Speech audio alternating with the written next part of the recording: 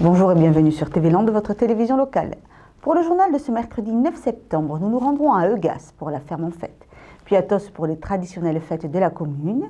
Nous irons ensuite faire un tour d'horizon des forums des associations, tout d'abord à Léon, puis chez leurs proches voisins à Messanges, avant de finir par notre métier du jour, technicien électronicien. Alors que bon nombre d'agriculteurs français se rendaient à Bruxelles pour faire entendre leur mécontentement, dimanche, les jeunes agriculteurs des Landes nous donnaient rendez-vous à Eugas pour la ferme en fête. Le public a pu ainsi échanger avec eux, découvrir et assister au concours départemental de labour. Image. Installée sur les hauteurs de Eugas, la ferme des jeunes agriculteurs landais a attiré tout au long de la journée de nombreux visiteurs. L'occasion pour les agriculteurs d'échanger avec le public et de mesurer l'estime de celui-ci pour leur métier. Par le biais de journées comme ça, on le ressent bien parce qu'au vu des différentes mobilisations qu'on a pu faire cet été par rapport à la crise sur l'élevage, voilà, le public répond présent. On a un soutien énorme de leur part. Ils ont bien compris les problématiques de l'élevage que l'on a aujourd'hui, notamment par rapport aux prix donc, qui sont trop bas pour permettre aux agriculteurs de vivre de leur métier. On leur a lancé un appel de payer plus cher les produits français. Donc ils ont bien compris quand même le malaise que l'on a dans la profession et on le voit aujourd'hui avec le public présent ici, avec un millier de personnes qui viennent là pour nous voir et discuter. Au cours de la journée, les visiteurs ont pu profiter des différents stands et animations de la ferme en fête, avec en point d'orgue la 62e finale départementale de labour, dans 2 catégories, labour en planche et labour à plat. Dans le concours de labour à plat, c'est les charrues qui sont avec des socs dessus et dessous, donc ce sont celles qui sont réversibles. Et ensuite, vous avez le deuxième concours, qui est le concours des charrues. Donc en planche, ça veut dire qu'elles n'ont que les socs qui sont qu'en bas. Donc elles ne peuvent pas se retourner, celles-là. 2 types de charrues, donc pour 2 styles de labour différents, mais tout aussi techniques, qui demandent maîtrise et précision. Il y a un critère à respecter avec des longueurs de parcelles, des largeurs de parcelles. Donc voilà, oui, c'est assez technique quand même. Et le plus important, oui, là où on marque le plus de points, c'est toujours l'ouverture et la dérivure. On a un plan bien détaillé à suivre. Donc par rapport à cette carte qu'on a bien à suivre, il faut justement contrôler la profondeur donc, du labour. Ensuite, vous avez la propreté, vous avez la droiture, vous avez tout ce qui est régularité, tout ce qui est rentrée de charrue et sortie de charrue, qui doit être impeccable. Voilà, il faut qu'on arrive à avoir un labour le plus parfait possible. Cette concurrence se sont attelés à la tâche, des jeunes agriculteurs et des futurs agriculteurs, dont le plus jeune n'avait que 14 ans. Et à cet exercice, Maxime Batz et Gaël Luzet se sont illustrés, chacun dans leur catégorie. C'est un peu comme un sport, quoi. Et c'est quand même un plaisir. Depuis que je fais les concours de labour, j'ai toujours fini premier à la départementale. Donc tous les ans, ça me permet de monter à faire la régionale. Bon, malheureusement, la régionale, c'est beaucoup plus compliqué pour finir premier, même sur le podium. Enfin, j'ai toujours fini sur le podium, mais j'ai jamais eu la première place encore. Moi, ça fait la 2e année que je fais le départemental. J'ai fait le régional cette année, là, le week-end dernier, dans le Lot-et-Garonne. Comment ça m'est venu, l'année dernière, je suis allé aux terres de Jim. Et j'ai vu les concours de labour et ça m'a intéressé. Et comme j'aime bien l'agriculture, je fais ça comme une passion et ça me plaît. Et voilà. Maxime et Gaël défendront une nouvelle fois les couleurs des Landes l'an prochain au concours régional de labour. Après Azur, ce week-end, c'était le tour des fêtes de Tos. Dimanche, certains n'ont pas manqué d'idées farfelues pour le plaisir de quelques fêtards. Je vous laisse découvrir. Bon, pour les fêtes de Tos, je suis responsable de la sécurité du QG Bar.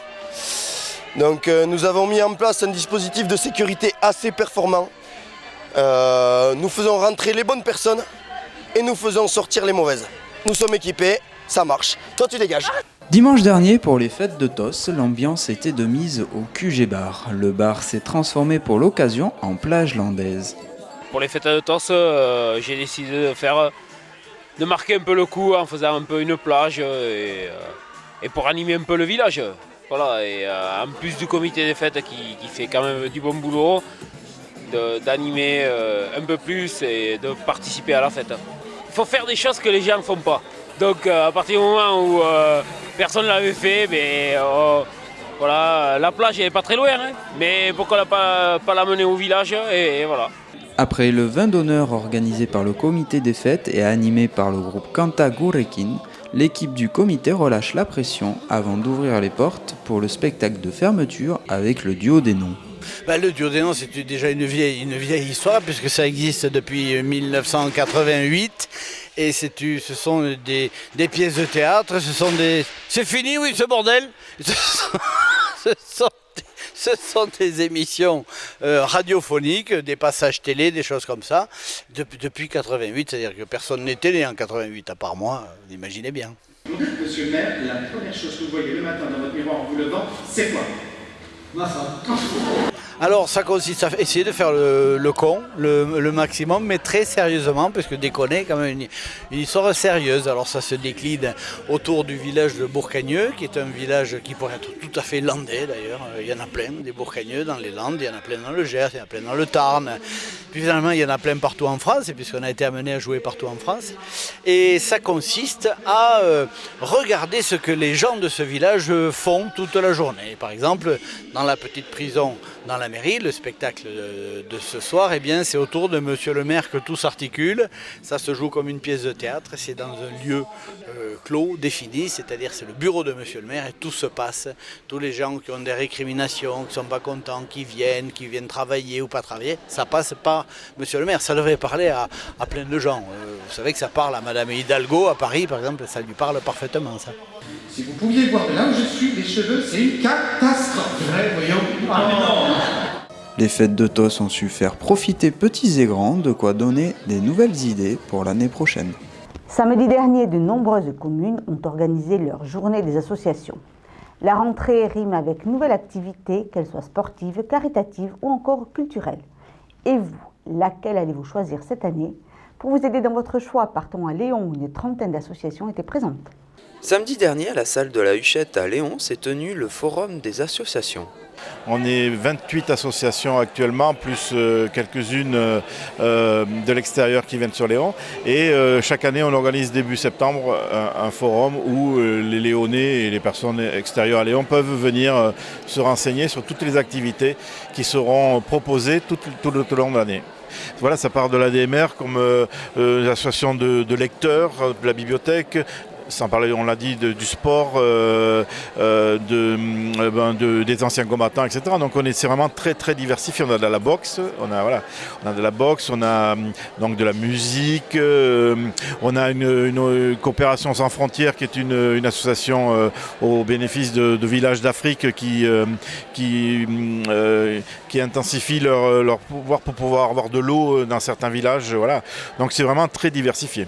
Voilà, donc c'est une association caritative créée en 2007 par le président malheureusement décédé aujourd'hui, Jean-Paul Babu, qui, lors d'un voyage avec son fils en Mauritanie, son fils qui travaillait dans les ONG en Mauritanie, a découvert un village de la frontière du fleuve Sénégal mauritanien et a pu voir les problèmes que rencontraient ces villages au quotidien, ces villages de l'Afrique subsaharienne. Et à partir de là, il s'est créé une amitié avec les habitants du village. Et de cette amitié est née l'association qui a pris en charge toute une réflexion sur comment améliorer le quotidien des habitants du village à Diouloum. Mais pas seulement des habitants de Diouloum, en contrepartie que les habitants de Diouloum puissent faire connaître leur mode de vie et ce qu'ils pouvaient apporter aussi au quotidien aux habitants de Léon dans les Landes.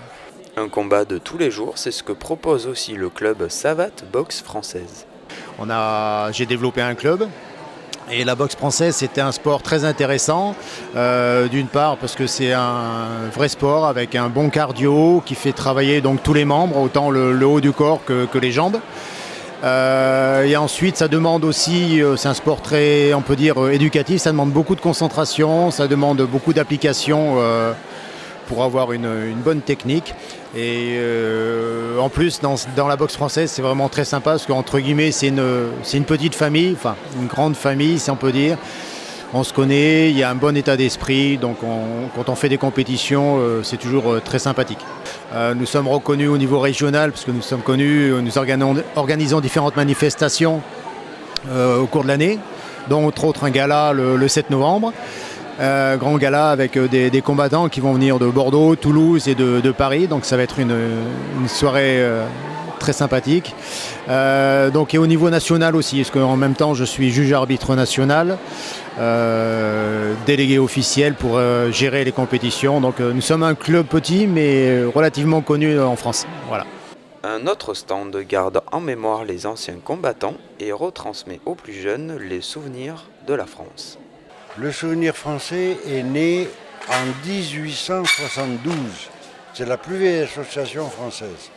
Nous, notre job actuellement, c'est de maintenir la mémoire à travers les tombes des soldats morts pour la France, ceux de 14-18 à 100 ans. C'est le devoir de mémoire. Mais il y a un autre devoir qui est tout aussi important qu'on effectue auprès des écoles, des lycées. Regardez, vous avez derrière moi le lycée de Mont-de-Marsan qui va faire des visites de mémoire sur les lieux d'histoire. Voilà, le souvenir français, c'est un rassemblement qui permet aux Français de se souvenir de ce qu'ils sont.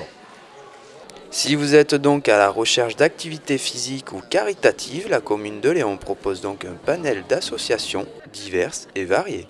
Continuons notre tour d'horizon des forums d'associations de la région. Cette fois-ci, place à la ville de Messanges. Le mois de septembre, c'est la rentrée, mais c'est aussi le moment de choisir son activité de l'année. C'est le tennis. Une école de danse. Je fais du tir à l'arc. Et j'en ai fait l'année dernière avec mon père et mon petit frère. J'ai venu m'inscrire à la Zumba. Le tennis et le tir à l'arc. C'est avec le beau temps que les Messangeaux sont venus nombreux sous la halle pour cette matinée incontournable de septembre. Skate, country, course à pied ou couture, le petit village de Messanges compte de nombreuses associations diverses et variées. Le nombre d'associations est de 22 sur la commune. Aujourd'hui, il est bien représenté puisqu'il y a 15 associations, plus la MAX avec Yego. Le nombre d'adhérents est assez important dans ces associations puisqu'on avoisine les 1000 adhésions par an, alors que nous sommes dans les 1000 habitants en l'hiver. Voilà. Donc, vous voyez que tout le monde participe plus ou moins à ces associations.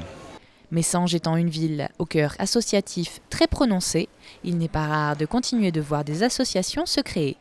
Il y a toujours quelques associations nouvelles qui se créent. La dernière en date, c'est le fil en idée, là, je crois que c'est pour la couture. On a commencé en décembre 2014 et on a 35 adhérents sans faire de la publicité. Beaucoup sur de la couture, du tricot, du crochet, mais après on fait de la pâte fimo, on voudrait faire de la poterie. Du bois flotté, tout le monde amène ses compétences et on se retrouve et chacun amène ce qu'il veut faire et voilà. La plus vieille, je pense, c'est le comité des fêtes qui date de 1977 et qui n'a pas eu d'interruption. On avait plusieurs présidents se succéder. Les jeunes prennent bien la relève et il y a toujours autant d'ambiance et de convivialité. Et ça se passe très bien d'ailleurs. On est un groupe de 80 adhérents environ. Chaque année, il y en a un ou deux membres qui se rajoutent. Justement, c'est souvent des nouveaux arrivés à Messanges qui connaissent les Sardiniens depuis longtemps et qui veulent franchir le pas, nous rejoindre à servir les estivants. En fait, voilà, ils nous demandent, ils viennent nous rejoindre. De toute façon, c'est la bonne humeur, le comité des fêtes. De la bonne humeur et de la convivialité au comité des fêtes, comme la créativité à l'atelier de fil en idée, au forum des associations, chacun peut trouver une bonne raison d'adhérer. Technicien électronicien, vous avez sûrement déjà eu affaire à lui, mais savez-vous en quoi consiste ce métier? Non? Alors découvrons-le ensemble. Jean-François a 36 ans. Il aime le rugby, le ball trap et son métier. Jean-François est technicien électronicien dans un garage automobile. Je localise les pannes électroniques grâce à un ordinateur. Ensuite, j'établis un diagnostic plus précis avec différents outils. Lorsque j'ai trouvé la panne, je répare. Jean-François maîtrise donc tous les outils de diagnostic et possède un bon sens de la déduction. Mon ennemi, c'est Internet. Entre un plan et la réalité, c'est souvent différent. Tenez, je vous laisse les clés. J'ai regardé sur Internet, il y en a pour 5 minutes, hein, c'est pas grand-chose. Merci. Une panne, ça se détecte en 2 heures ou en 2 jours. Il n'y a pas de règle. Il y a de plus en plus d'électronique, surtout dans les véhicules électriques ou hybrides, qui évoluent sans cesse et c'est ce qui me plaît. Jean-François a un BTS, mais grâce à l'alternance, on peut devenir technicien électronicien et gagner environ 1 700 € en début de carrière. On en recherche 2 000 par an et des offres sont disponibles sur beautravail.org. Donc c'était pas du tout ce que j'avais dit. Non, pas du tout. C'était Beau Travail avec le MEDEF. Voilà, cette édition est maintenant terminée. Je vous donne rendez-vous vendredi pour un prochain journal de TV Land, votre télévision locale. Je vous souhaite en attendant de passer une excellente journée.